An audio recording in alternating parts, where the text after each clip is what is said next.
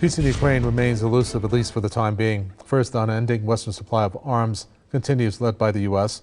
Second, even a temporary truce announced by Russia for Orthodox Christmas for a little over 36 hours, while it was rejected by the Ukrainian President Volodymyr Zelensky outright, practically within minutes. Meanwhile, the death toll mounts. Economics around the world are suffering. World food supply remains at a fragile state, and the threat of a nuclear war, that still remains a possibility. Our guest joining us for this edition of The Spotlight, Marcus Papadopoulos. He's a historian, political analyst, and author who joins us from London. Marcus Papadopoulos, welcome.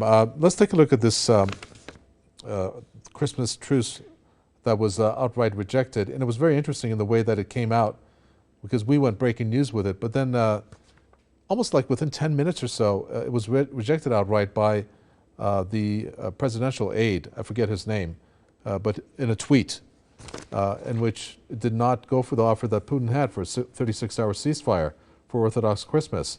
What does that say about Ukraine? Well, first of all, what it demonstrates is that Zelensky is not an independent operator. He is a puppet of the West's, principally of America's and Britain's. Perhaps, and this is just perhaps, deep down, Zelensky regrets having taken on the position as president in the first place. And also, perhaps, he would like to sign a truce with Russia.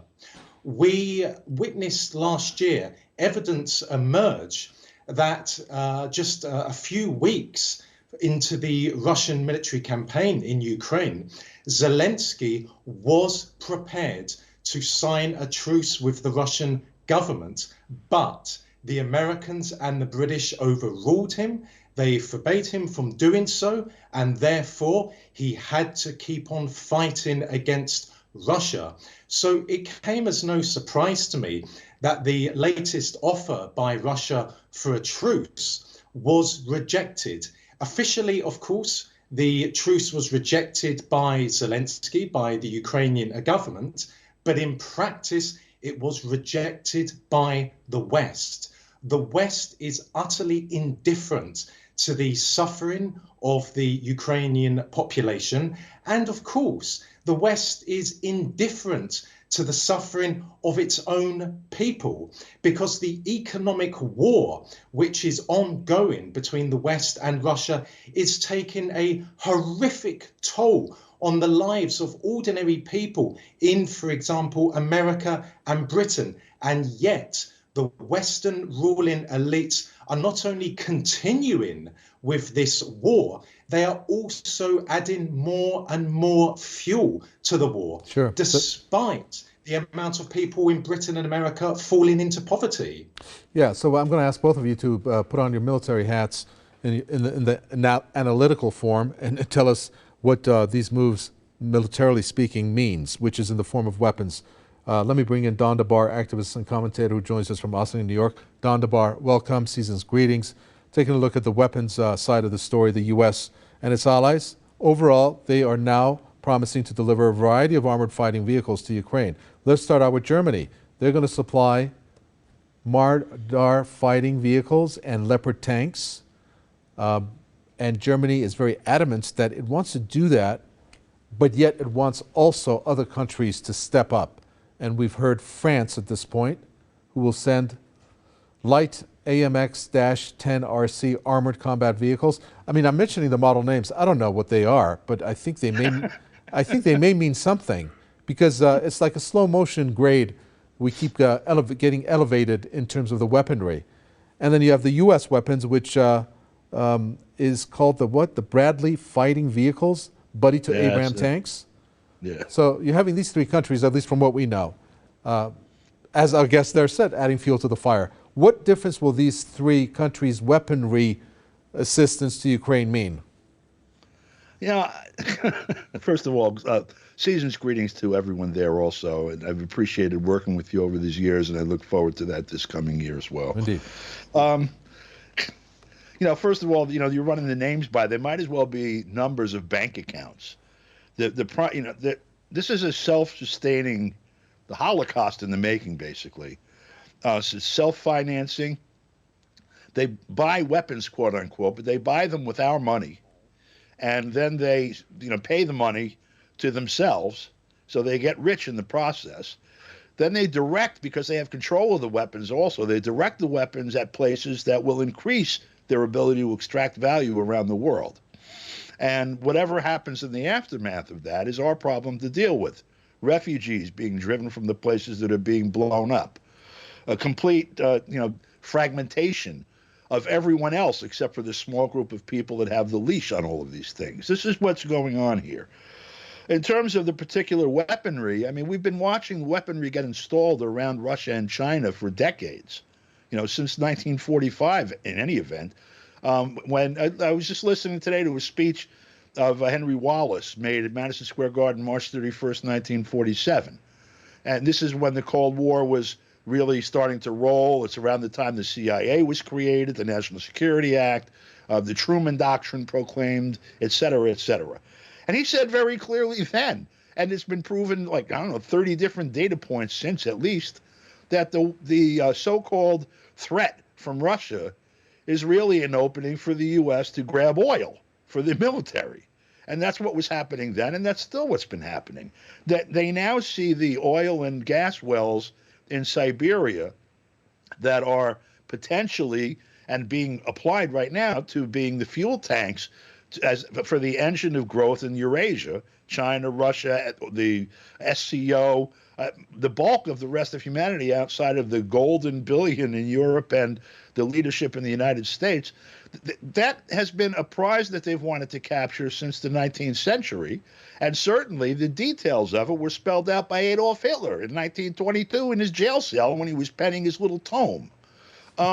Right now, the most frightening aspect to me, which looks sort of like the closing move, is the announcement by Fumio Kishida that Japan is going to strengthen its military ties with the United States. Now, Japan is under military occupation for the last 77 years by the United States. Okinawa is a military base and not much else. Right. That's the people on the island. And Japan has, gone to war with Russia and China half a dozen times over the last 150 years. They caused huge damage. They killed millions of people in Korea and China, and also much damage to Russia.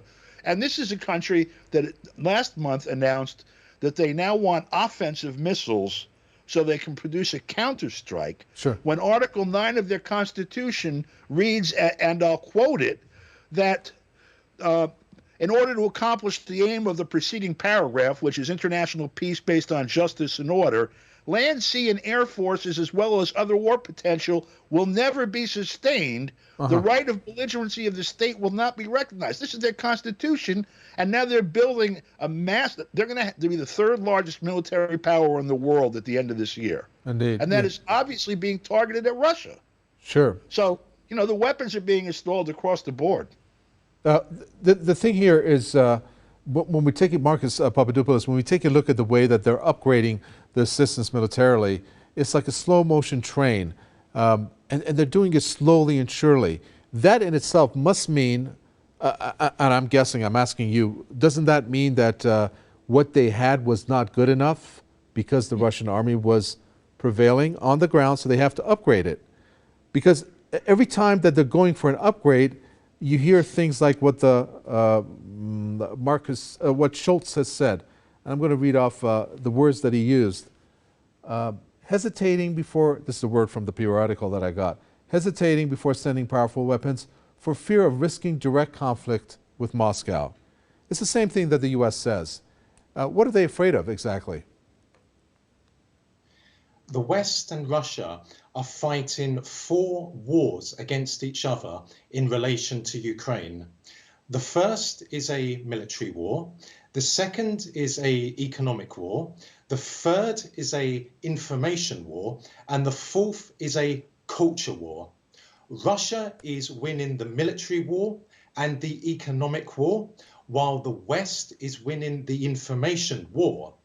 The outcome of the culture war will be decided by whomever emerges victorious in the military war. And I have no doubt whatsoever that Russia will emerge victorious, which takes me to the reason as to why the Western ruling elites have sent so much military hardware to Ukraine that they have depleted their own stockpiles, and as a consequence of that, have jeopardized their own fighting abilities. They have jeopardized their own national security. So it is my submission that the ultimate reason as to why the Western ruling elites have sent vast amounts of money and colossal amounts of military hardware to Ukraine is to preserve Western global hegemony, because the American ruling elites, together with the British ruling elites, understand that if Russia emerges victorious in Ukraine, then either all of Ukraine or most of Ukraine will be absorbed into the Russian Federation, which will enhance even further Russia's status as a superpower, which will mean that an even more powerful Russia will be able to not just block American military adventures wherever they may be in the world, Right. but it will also speed up Russia's dismantling of the world order, which has existed since the dissolution of the Soviet Union. Okay. So whatever weaponry the Americans and the British and the Germans and the Canadians send to Ukraine, this will not alter the eventual outcome of the war, which will be a Russian victory. Well, Don DeBar, this is where when I asked for you guys to wear your military hat, this is where I think the signal couldn't be stronger, which Medvedev sent out, the deputy chairman of the Security Council of the Russian Federation, where he said, quote, "The main gift for the new year, with an ammunition package of Zircon missiles left yesterday for the shores of NATO countries." That's referring to the deployment of a warship with hypersonic cruise missiles, 9 times the speed of sound, and it has a range of 1,000 kilometers. And when we heard Putin, I don't know if you saw the video, but Putin was speaking with a smirk, delivering that message. So we know what these hypersonic missiles are capable of doing. That's a direct message that we can target anywhere and you can't stop us. Now, are they going to realize that, or are they going to keep this gradual incremental upgrades of weaponry assistance? Well, first of all, assuming that Marcus's thesis is correct, I'm guessing mi budem говорить по-русски. The conflict made states the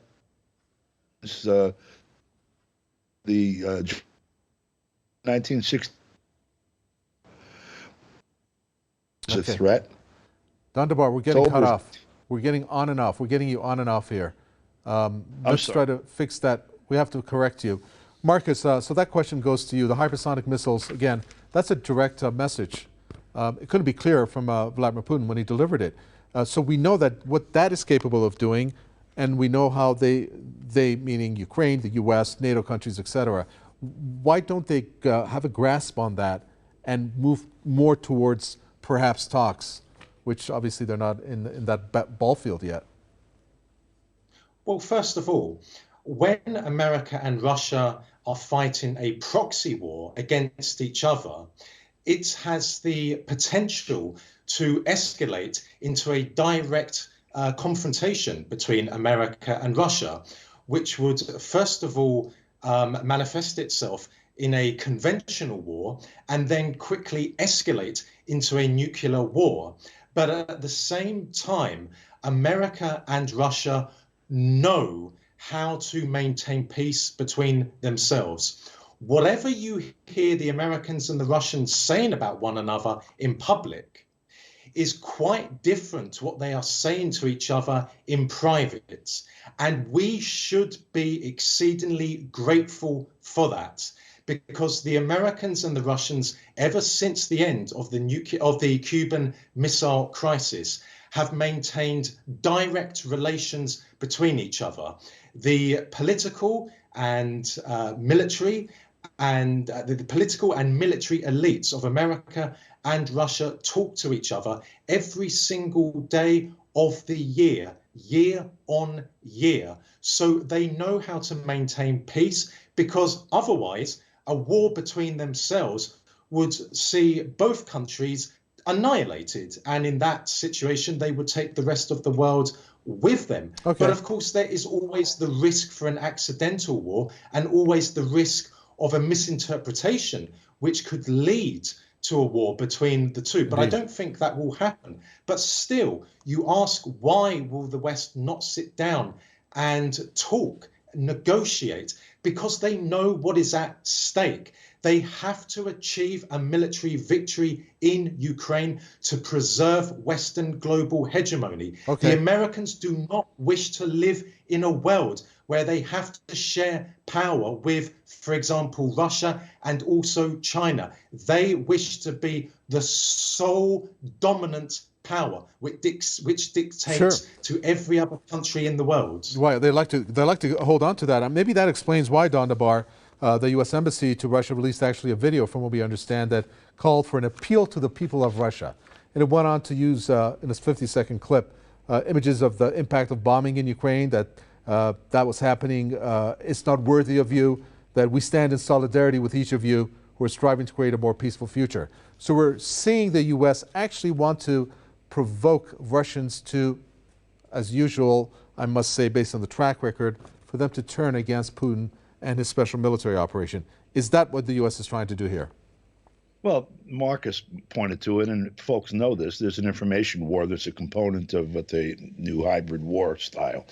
I think people in Europe, who, of course, are not able to see it unless they really look for it, should look for a similar piece produced by Russia's propaganda ministry or whatever.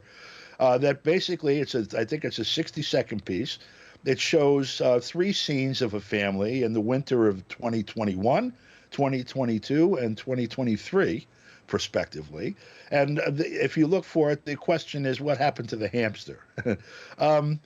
Look, there's a war going on. The war is one of acquisition by the West. They moved their material in over the past, again, since 1945, but certainly accelerating since the Obama administration.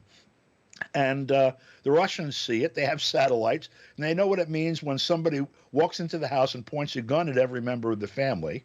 And they decided it's time to fight back, that they had an opportunity to prepare their defenses, and they are countering offensive capabilities to a point where they could win a war if they had to. They didn't seek the war. Sure, Don DeBar, I'm really sorry to cut you off because we're fresh out of time. I do apologize for that.